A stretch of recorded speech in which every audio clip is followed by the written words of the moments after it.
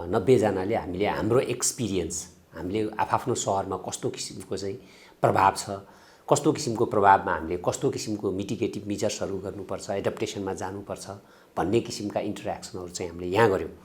र अहिले हामीले यसलाई चाहिँ संसारमा भएका एक्सपिरियन्सहरूलाई लिएर एउटा डिसिजन सपोर्ट सिस्टम बनाउने भनेर भनेका छौं। टुमरो सिटीको डिसिजन सपोर्ट सिस्टम बनाउने जसले टुमरो सिटीको अवधारणालाई सजिलै रिफ्लेक्ट गर्न सक्छ भन्ने हो। अब यसको लागि चाहिँ हामीले विभिन्न शहरमा भएको एक्सपिरियन्स र इन्फर्मेसनलाई चाहिँ त्यो डिसिजन सपोर्ट सिस्टम भित्र लगेर राख्यौं।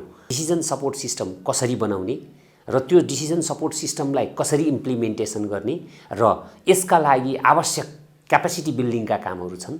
त्यो क्यापेसिटी बिल्डिङका कामहरूलाई हामीले अगाडि बढाएका छौं। विभिन्न थिममा बढाएका छौं। यहाँ भित्र डिसिजन सपोर्ट सिस्टम भित्र भएका थिमहरूमा हामीले क्यापेसिटी बिल्डिङको काम निकालेका छौं, आउटपुट निकालेका छौं, जसलाई अब हामी हरेक गाविसमा, हरेक स्थानीय तहमा त्यो क्यापेसिटी बिल्डिङको चीजलाई चाहिँ हामीले अब एउटा चाहिँ ट्रेनिङको रूपमा, वर्कसपको रूपमा चाहिँ हामीले स्थापित गर्ने र नेपालको पोलिसीमा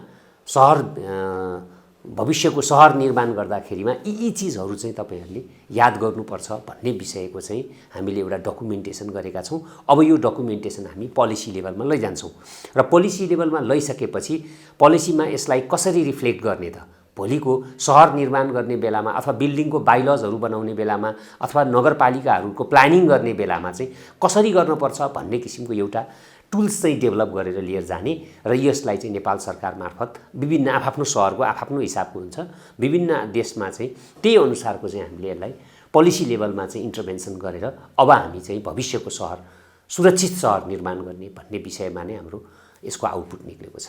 तपाईहरुले जुन किसिमले अहिले निर्माण गरिरहनु भएको छ, विकास गरिरहनु भएको छ, त्यो विकास चाहिँ भविष्यको लागि राम्रो छैन है।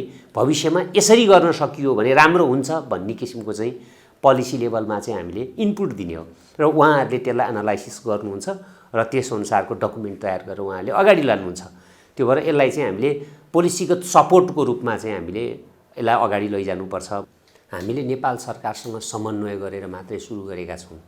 यसको लागि चाहिँ शहरी विकास मन्त्रालय यसको चाहिँ मेन लाइन एजेन्सीमा पर्ने मन्त्रालय हो।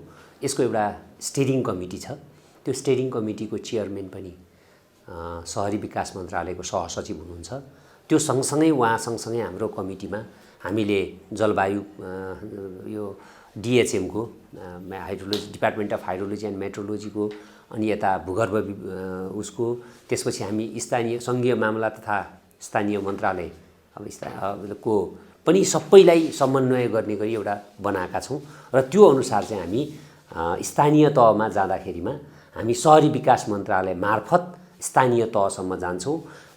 संघीय मामला तथा स्थानीय मन्त्रालय मार्फत हामी चाहिँ स्थानीय तहसम्म जान्छौं। अहिले बनिराखेको ल्यान्ड युज प्लानमा पनि रिस्क सेन्सिटिभ ल्यान्ड युज प्लानिङमा पनि हामीले हाम्रा कुराहरू त्यहाँ राखेका छौं।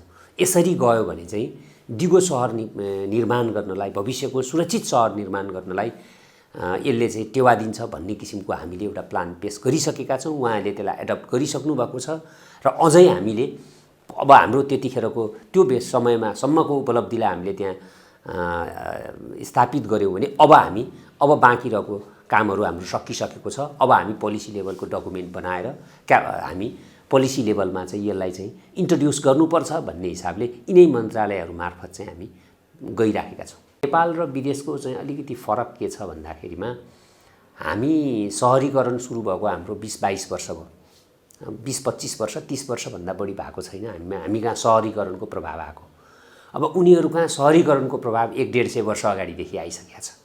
त्यो भए हुनाले उनीहरुको नयाँ शहरहरू व्यवस्थित ढंगमा आएका छन्, तर पनि नयाँ चुनौतीहरूलाई उनीहरूले पनि सामना गर्दै छन् हैन। हामी चाहिँ के छ त भन्दा हाम्रो शहर व्यवस्थीकरण भएको छैन, पहिल्यै भएन, भर्खरै हुन खोजेको छ, तर पनि के छ त भन्दा हामीले सोचे जस्तो भएको छैन र नयाँ चुनौती पनि थपिएका छन्। हामीसँग चाहिँ अलि धेरै चाङ भयो चुनौतीका, उनीहरुसँग चाहिँ अहिले व्यवस्थापनको चाङ छ। त्यसैले गर्दा हाम्रो एक्सपिरियन्स चाहिँ उनीहरुले चाहिँ फिल गर्न पाएको छैन। त्यो भए हुनाले उनीहरुलाई चाहिँ अन्डर डेभलप कन्ट्री अथवा डेभलपिङ कन्ट्रीहरु जुन छ त्यसमा चाहिँ भएका चुनौतीहरूलाई पनि यो सिस्टमभित्र राखेर जान सकियो भने राम्रो हुन्छ भन्ने हिसाबले उनीहरूले विभिन्न महादेशहरूका सहरहरूलाई चाहिँ देशहरूलाई चाहिँ लिएर यिनीहरूले बनाइराखेका छन्। त्यो भए हुनाले हाम्रो केसमा हेर्ने हो भने हामी दोहोरो चुनौतीमा छौँ।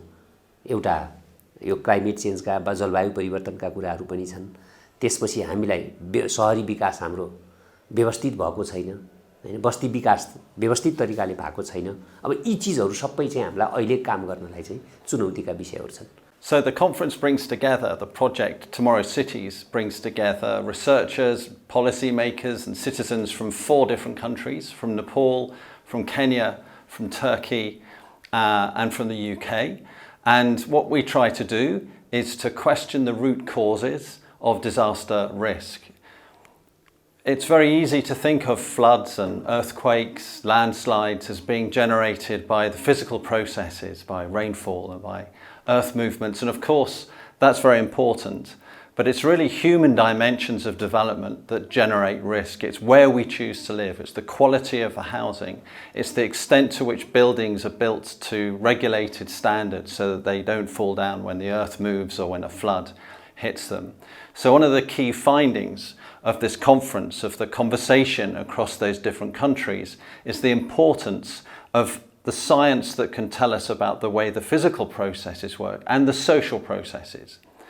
That makes managing risk actually easier because the social processes are all within our power to manage. We can, through discussion, decide if people are living in the right place or if the buildings are to the right standard, if the ways in which decisions are made include the right people. So the work really has 3 stages, and there are results at each stage. The first is to understand those physical processes of earthquakes and floods. The second is to understand the social processes that determine where people live and so on. And then the third is to understand the decision-making processes, who is included in those decisions, what information do people have that helps them to make decisions.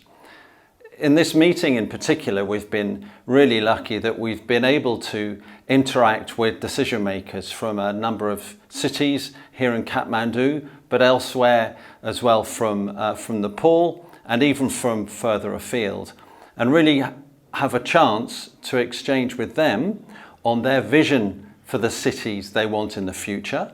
And that allows us to introduce some of the science around the physics and sociology of vulnerability and risk, so that the future plans for cities can be built in a way that's sensitive to risk.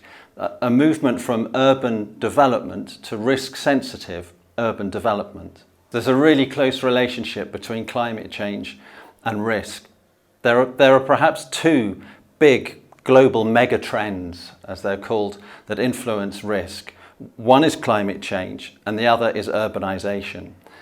Where these come together, where you have rapid urbanization, even of small towns if they're growing quickly, and climate sensitive environments, steep slopes, areas subject to heavy rainfall, rivers and watersheds, there you have a tremendous change in the experience of risk. And of course Nepal has many examples where there's both rapid population change, so people living in different places, perhaps building dwellings in a very quick fashion, and new regimes, new environmental regimes influenced by climate change. So this is really important to understand, and the work is going to feed into the United Nations Conference on Climate Change, which is taking place in Egypt very shortly.